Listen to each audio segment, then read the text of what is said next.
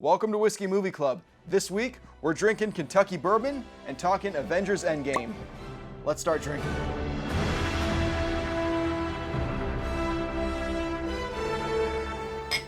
All right, so Avengers Endgame.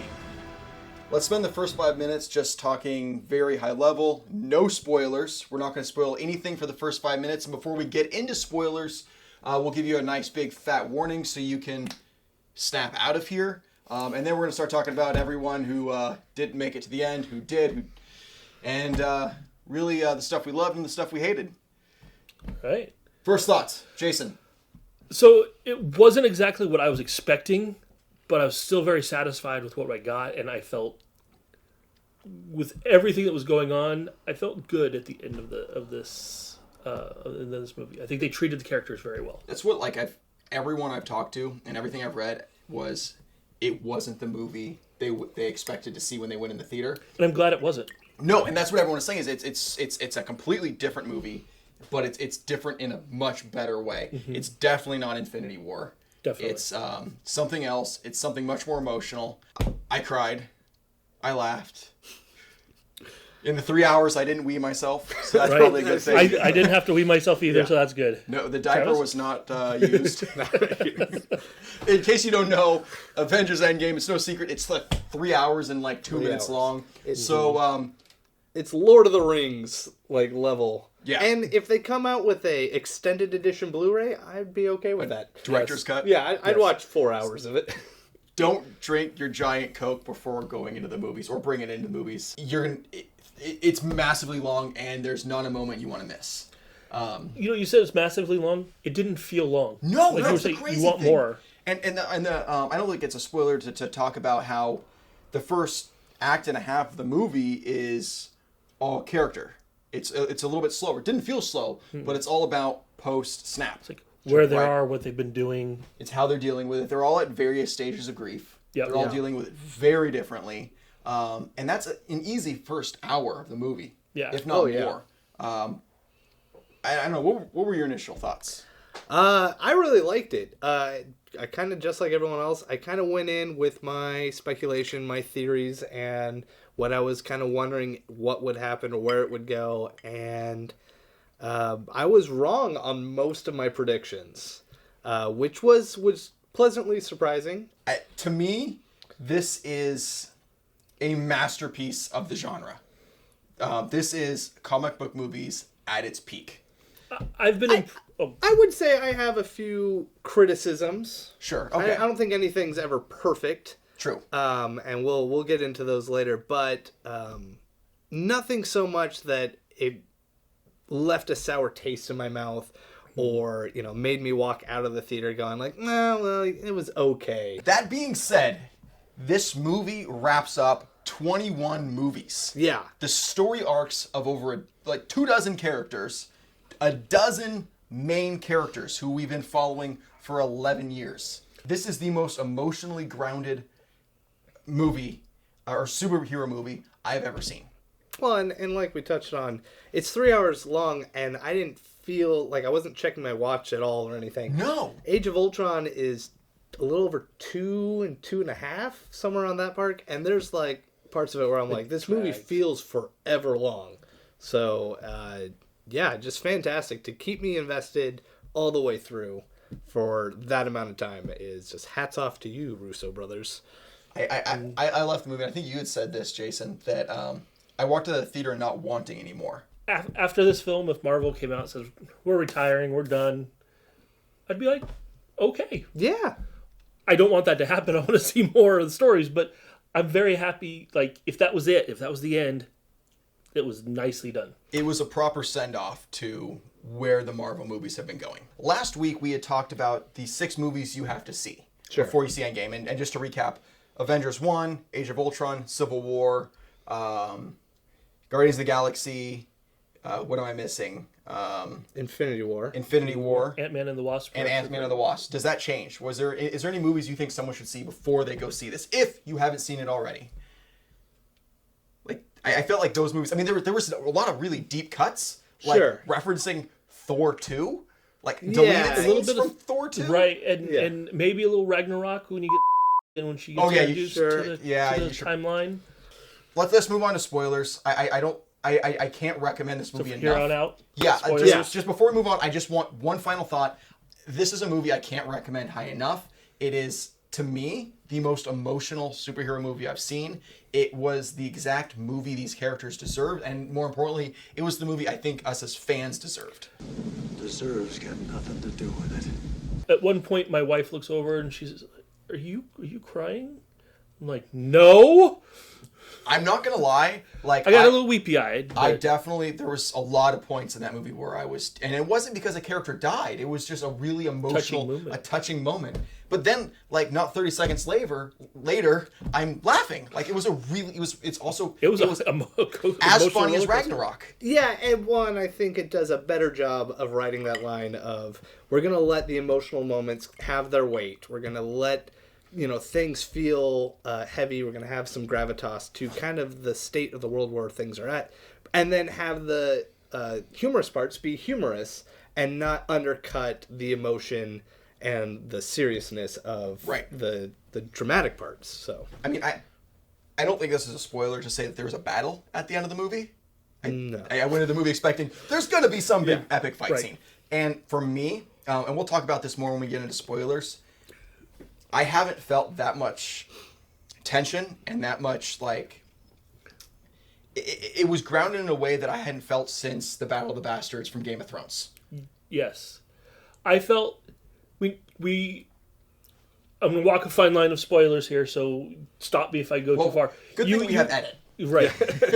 So, we're going into this expecting to see some characters not make it.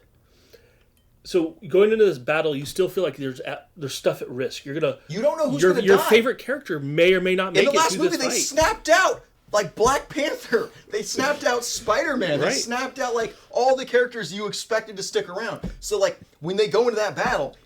literally anyone could die at any moment, and like you feel that, and it's not like just some one-off character. These are characters we've been living with for 10 years. I think we're in agreement that this is, even if you're a casual superhero fan or even a casual movie fan, this is the must-see movie of the year. I think even more so than Rise of Skywalker coming out in December. Ooh, I mean, I'm bold. Lifelong Star Wars fan. Love Star Wars. Who are you kidding? If you follow movies, you're going to go see both. It's not an either or. Right. But this is a really important movie, not just because it closes out, these 22 movies, but really, it is so hard to overstate how difficult of a task it was and what an achievement it is to close out all these storylines tied up in a bow and just pack it with so much emotion. I just go see it. Go see it. Go see it. And, I can't wait to go see it again. Yeah. If I could find tickets, I would go see it this weekend. On that note, let's get into spoilers. I'm going to take a sip. Let's talk about the bourbon while people exit this. Sure. Just give them time to exit out. This is Jefferson. What do we say? Jefferson Reserve. Very old Kentucky straight bourbon whiskey. Very small batch. A friend of mine said this is really good. And you know what? I have to agree. It's pretty tasty. It is, for those who aren't whiskey drinkers, this is 90.2 proof. So it's a little on the stronger side. Yes. You may want to take some of that into the theater with you because it's an emotional movie. And that's enough time for the people who haven't seen the movie to have left, and those who stuck behind, thank you for sticking around. Let the spoilers begin. Let's just jump in. This is a movie that's about loss and the cost of being a hero. It opens up with Hawkeye on his farm with his family, showing his daughter how to do archery. And he turns around and they're all gone.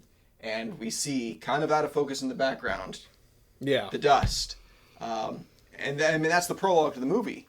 From there we go to how all the characters are dealing with this tremendous loss. They're all at different stages of grief.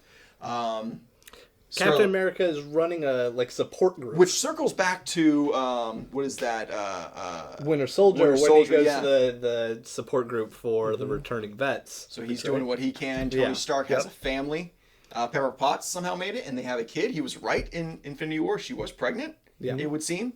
Or that happened during the 5 years at some point. Correct. Yeah. Right. Scarlet Witch is doing everything she can to... Backing up real quick with Tony, it seems like being in the cabin in the woods, he's disconnecting from his Playboy lifestyle anyway, and getting away from the technology of... He's embraced his family.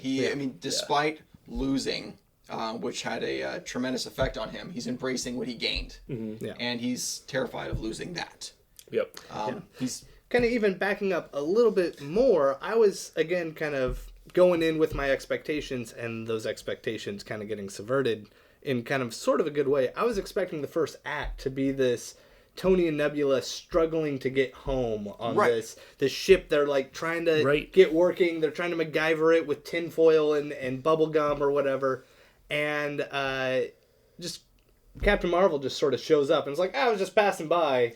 That bothered me a little bit. That was a little Deus Ex Machina I think for me. Big shocker for me was that they decapitated Thanos in the first act. Yes.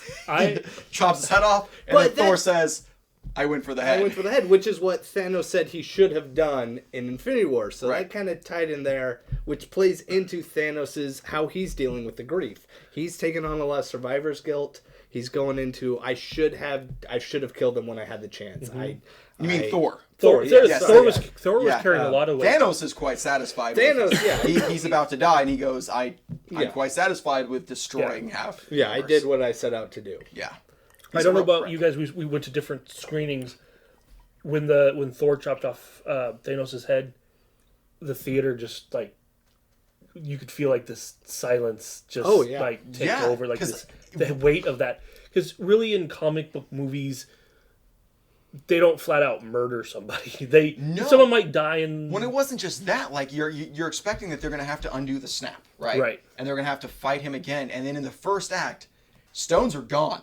Like, he destroyed the stones, and they kill Thanos. And now you're like, oh, like, this is permanent. Like, Spider-Man's never coming back.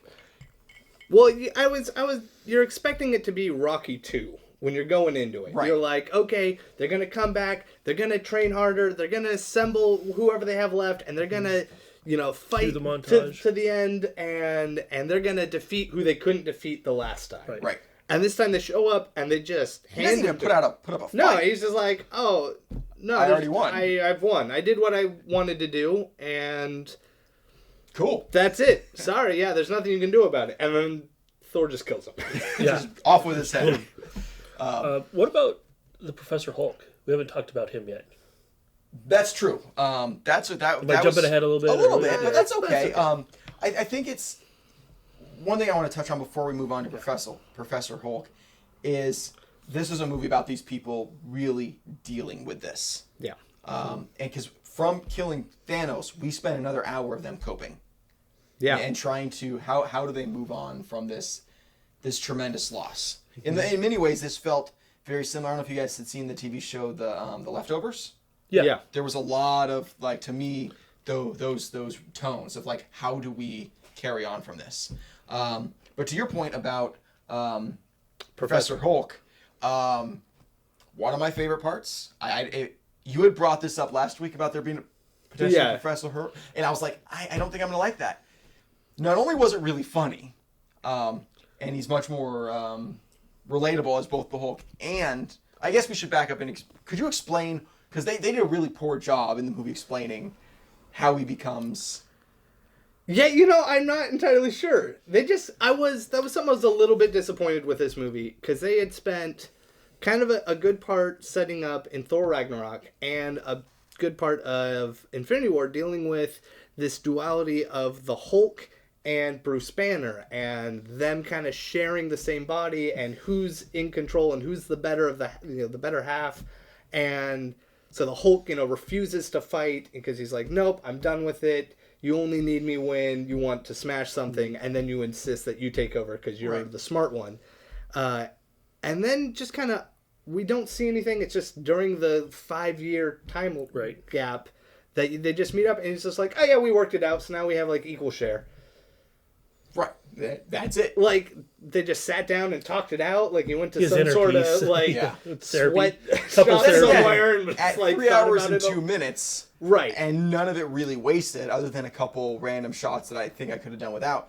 Where do you pack in? Sure. Right. Sure. But at the same time, like, It would have been nice. it'd have been nice. There's so much in that 5-year gap that I want to see. Sure.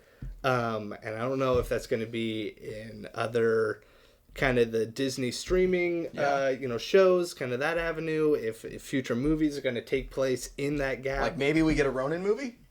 Yeah, maybe. I mean, like, I was really excited with Hawkeye being like a samurai, like, master just Right. going around the world, basically John Wicking all the bad people of the world. Right, which kind of goes into, again, my thoughts of half the population of the world is dead. It's going to be Mad Max apocalypse. Right, and he's going around killing. He hates that there are bad people who are alive, even though his family was killed.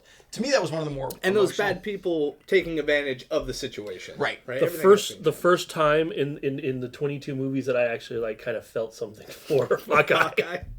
Well, this was a movie that was largely about Hawkeye and Black Widow, who have kind of been secondary characters throughout most of these Avengers movies. Yeah. They've been there, they've played roles, but this is the first time I actually really felt something for both of them. Yeah.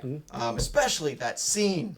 The Soul Stone Yes. scene. Yes. Yeah. Well, and these are the two characters that throughout the cinematic universe, yes, they've been side characters, but they've established that they have a friendship and they have a history together that Budapest. we don't see. They talk Right. about Budapest. You know, they've gone on these missions together. They have a bond, even though we don't focus on their characters a lot. You still feel that they have a real friendship with each other, a real strong connection. And yeah, for that to go down in the, like, each of them desperately trying to sacrifice themselves for the other person Right. so that they can, because they know they have to acquire the Soul Stone. And one of them has to die for it. And instead of it being like, okay, well, let's flip a coin or something, it was like, nope, it's got to be me. And then it was like, nope, I'm going to taser you. And it's like, now I'm shooting an explosive arrow to knock you off your feet. And then just like continue to like go and talk about a roller coaster of emotion. And then the shot of her, like when Gamora died in Infinity War, that was hard. But Yeah. like the shot of, and I wouldn't have predicted this, but the shot of Black Widow, on her back, bleeding out, dead, was one of the really hard low points in the movie for me. Yeah. Because that was one thing I did not see that coming. Even when they went up there, okay, they're going to fight who's going to go over, but I still figured And it then was... maybe he's going to be like, well, you're worthy because you're both willing to, you tried. There was a Right. way out of it, but then when she actually passed away, I was like, holy crap, now what? You know, because... It went really dark there. It went... Oh, on the light side, though, you know, Hulk. Back on Hulk. Back on Hulk. The CG on Hulk and the CG in the rest of the movie is, in my opinion, I mean, you're a professional CG Sure. artist. I mean, you have more VFX titles under you than more Marvel movies under you than anyone else I know. Okay. To Me me, too. that was the best looking Hulk. It was. I often forgot he was a CG character. Yeah, they did a really good job. They've been kind of toning in the Hulk CG for a long time now. They've It's a had long I way feel like since each Edward movie Norton. is Yeah, a each lot of movie it has is- gotten better and better. Now, on the flip side of that coin, I thought the like sickly version of Tony Stark when he first comes back from space looked real bad. Oh, really? Yeah, I thought that was like Captain America First Avengers kind of quality of like when I he's didn't skinny. notice that. See, skinny, I just thought like, oh my Steve. I thought God. something was off. I just thought it was Robert Downey Jr. had been doing a lot of drugs. Thought maybe he fell off the No, wagon. it was think CG it's stuff. over, yeah. It's not quite as bad as what was it? Iron Man 3 when they did like the hologram young Tony like thing. That was You're just like, weird. It's weird looking. Well, how do you compare that hologram Tony to Michael Douglas? Because they de-aged him for the scene in 1970. 70. I think they had something, figured yeah. out that point. They just used whatever they did to de-age him in Ant-Man. Because it didn't look that weird. No, it was pretty good. It was pretty just good. fine. Yeah. But yeah, so Act 1, again, I was expecting more of an apocalypse world. They don't really focus on that. Everyone kind of just sort of, I guess, just kind of went back to work. They just kind of moved on. And things, there's restaurants open. Apparently you can drive an Audi anywhere you need to get to, that like roads aren't blocked. Like They found a way to just like in 5 years get back to just a quieter, less populated form of life. Yeah. Trash was piled up in San Francisco. Well, But yeah. I mean, is that from have you been the there South? lately? So like, garbage men were like, I'm not going back to work. As a resident in Northern Californian, I can say that's nothing new. Yeah. Sorry, San Francisco, but I We love you. San Francisco. We love San Francisco. You got a problem. Question. Did you guys expect it to turn into a heist movie, though? A time heist movie. No. It was like a Doctor Who time heist movie. Time heist movie. This was my big critique. Was anytime you start playing with time travel, you have to really cross your T's and dot your I's. Otherwise, you're going to open yourself up to plot holes. And unfortunately, there are some plot holes, and that's Probably, yeah. a lot of things I can turn my brain off for. Like I can be okay with like, Carol Danvers was just flying by and noticed a ship that needed rescued. And like picked him up, and it was like, oh, that's a coincidence. I'd be like, that's fine, could happen. I really needed an explanation for that because her just popping up, I was like, that is stupid. If they were sending space out, is so massive. Yeah, some sort of signal, or they noticed an energy signal and they tried to make contact or whatever. Like, give me some sort of MacGuffin for that. But again, I can let that sort of stuff go. But when you start playing with time, and there's very strict things that they set their own ground rules for the movie. And then they kind of break some of their own rules. We'll get into that a little bit later, but Yeah, I really feel like that was a thing that kind of hooks in my brain. That I'm like, ooh, if you're doing time travel, you gotta do it very carefully. Yep. So what you were saying, it's because he sent the message on his helmet. He did? Yeah. He sent the message on his helmet? He was recording the messages. They obviously got it. Does he like give his I coordinates? thought it was recorded. Yeah, I thought he was just recording them.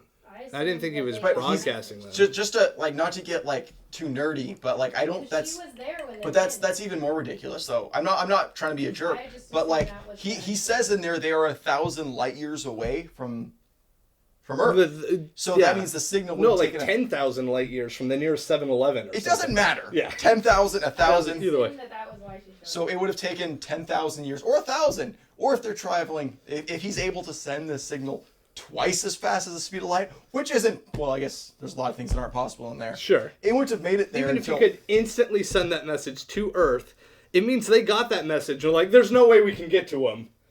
There's nothing we can do. And then Captain Marvel showed up and like, hey, could you fly back out real quick and pick up got the Tony space Stark pager. for me? I mean, she travels around... This is an unnecessary tangent, but how does she travel through space? Does she open up wormholes? No, I think she just straight flies. How do you fly? She has Tesseract power. Right, but like... Comic book logic. To Ask traverse the galaxy. Like, Which not is the why I universe, think the it took galaxy. so long for her to get back to, like, they're like, where were you when we needed you? And she was like, there's a lot of planets out there. There's a reason they call it light years. Yeah. Like light is the fastest thing in the universe. It's the speed limit. You know of what? physics. Maybe she travels through those gates. They've established there's those gates, the and she weird, learned how like- to access those. Okay, this is a silly tangent. Act 2. Act 2, we jump into the time heist, which I believe there's a Doctor Who episode called Time Heist.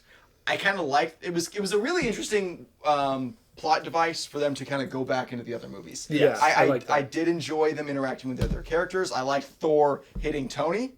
And one of the most beautiful moments of the movie was there's all this internet talk about, the theory on how the Avengers were going to defeat Thanos. Ant-Man was going to crawl into Thanos and defeat him that way. Instead, we had Ant-Man crawling into Iron Man To turn off his heart. to give him a heart attack, essentially. Yeah.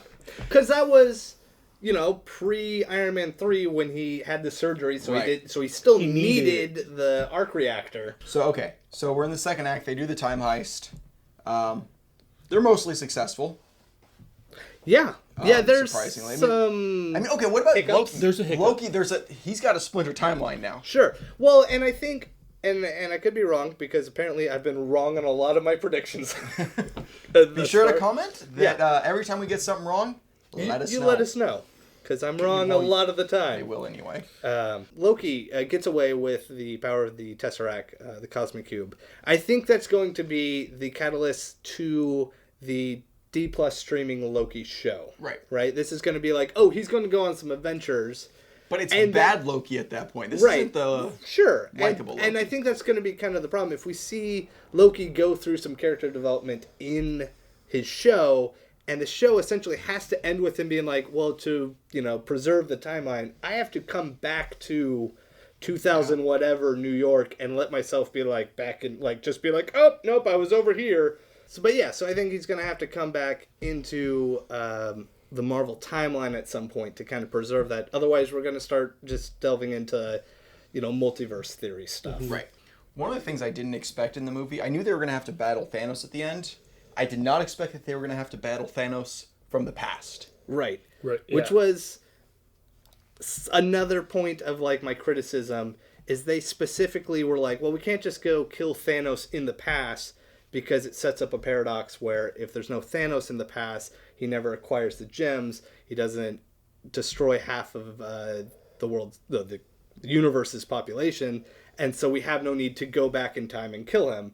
And then they still do that. I would really like, I'm sure someone's going to ask the Russo brothers to explain that. I'm sure there's an answer that they just didn't put in the movie. Maybe. I'd be interested to know. Let's talk about that big battle at the end. It was, again, I think we touched on this a little bit earlier. It was one of the best battles of that scope. There's Oh my a God. lot of stuff going on. A lot of times with big battles like that, you just focus on like, cool, we're going to watch, Iron Man and Thanos fight, and everything else just kind of fades to the background. You know things are going on, but you never really see it. This one takes a large amount of time to just be like, here's, Ant-Man punching a Leviathan. Like, just full-on grows to giant size and punches a Leviathan out of the Just sky. takes it down. It looked like it. I know this is a wrong comparison, but it reminded me from Blazing Saddles when what's his face? Mongo the guy. Mongo punches the horse. Yeah. But there's that. There's a bunch of stuff going on. The, like, Infinity Gauntlet hot potato Yes. Yeah. scene was pretty cool. What was a great mechanism to give each character their moment. Yes. Yeah, where it was like, here, give it to me, Black Panther can take it. Because Hawkeye's just like running across the battlefield. Right. Black Panther's like, I got it. And he goes, and then he like throws it to Spider-Man, and Valkyrie picks him up, and the whole thing just, it flowed really well together. It's not quite as good as some of the long one-shots of previous Avenger films, but... Are they one-shots, though? No, they're cut, but they're cut to well, I mean, look like one it's all shots. CG, Yes, really. yeah. Right.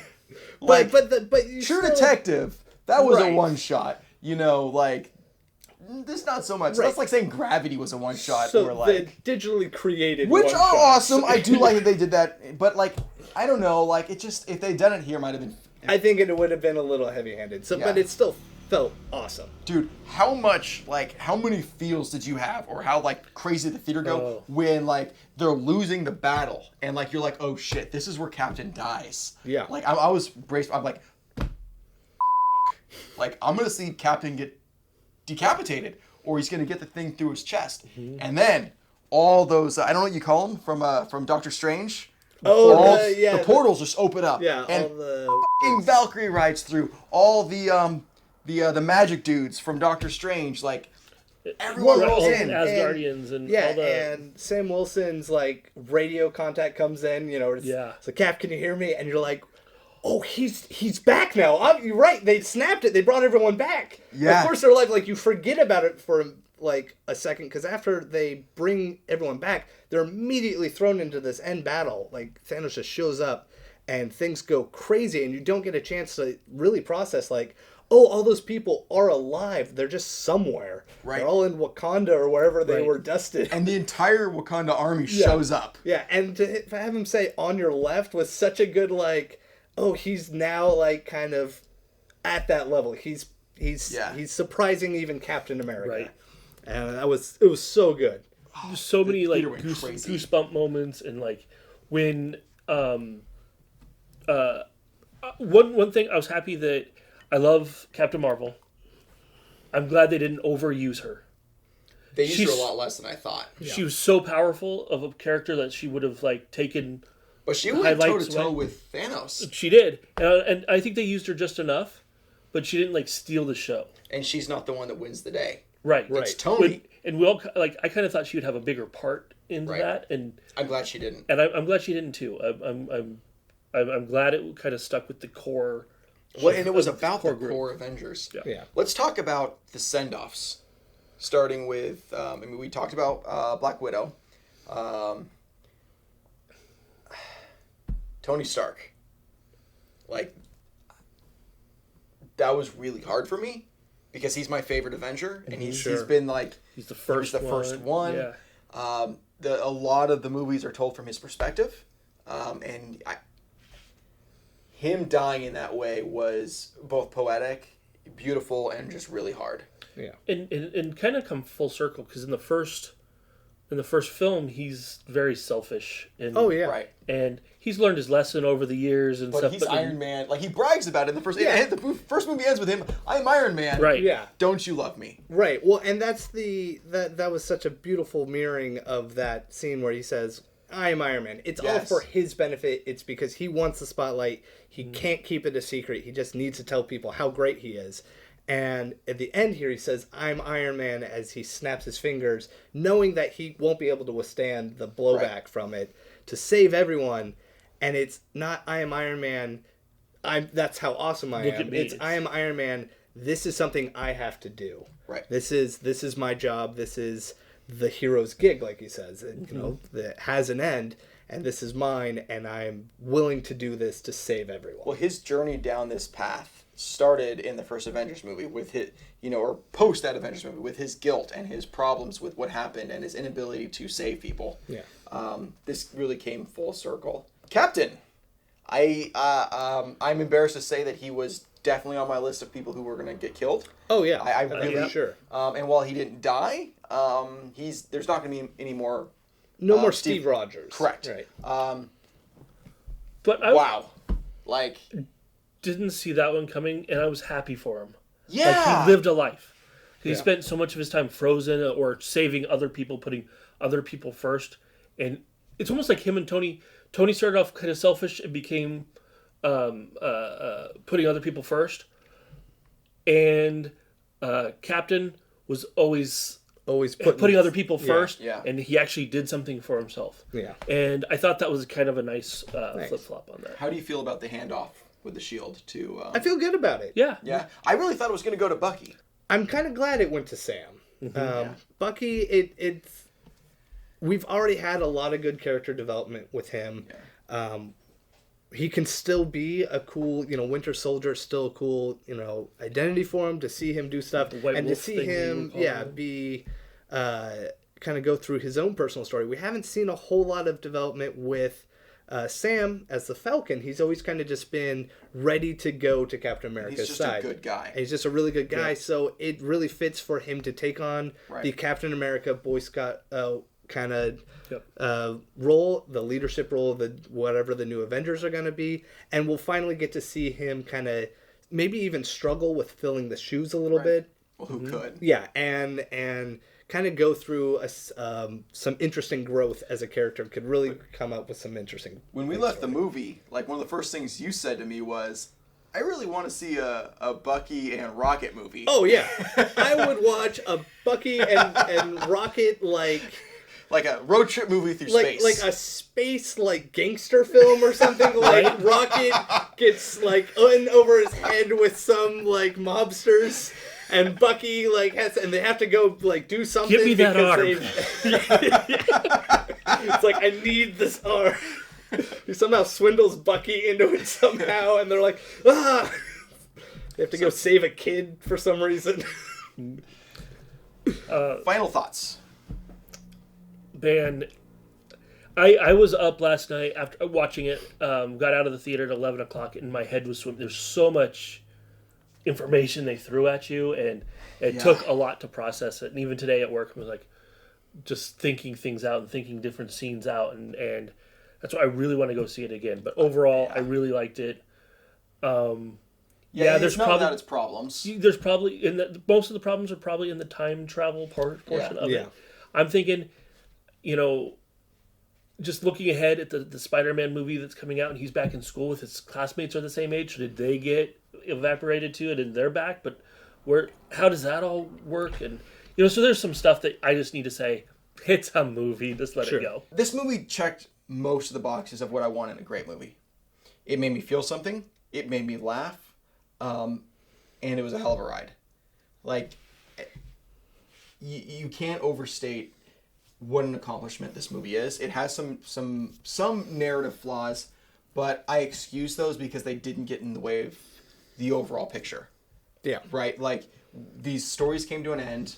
It was a proper conclusion to 22 movies, including this one, over 11 years. Yeah. It's a feat, a great feat. seriously, Russo brothers, fucking amazing. Travis, what do you think? Final thoughts? Again, maybe I'm just kind of a critical, cynical person. No, you're not wrong. Am I wrong? You're not wrong, Walter. You're just an asshole. Okay, then. There are things, especially about the time travel, even if they go back to 1970 and put, the space gem back in, they're not putting back the cosmic cube that changes the events of things, right? They've definitely splintered the timeline in some way, shape, or form. The emotional, feeling of the movie is so good that, unless I'm sitting down to critically think about the movie, those things don't bother me. So I feel like when I watch it in the future, I'm going to be able to sit down and have a good time. But when I sit down to talk about it with friends, I'd be like, yeah, this is another thing that doesn't make sense. And that doesn't take away from how much I enjoy the movie.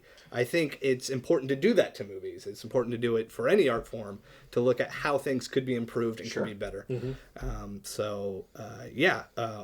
Almost a perfect movie. So, Winter Soldier is your favorite Marvel movie, right? I think so. Still, I think that's still my your number favorite. one. So would this be number 2? Ooh, it might be number 2.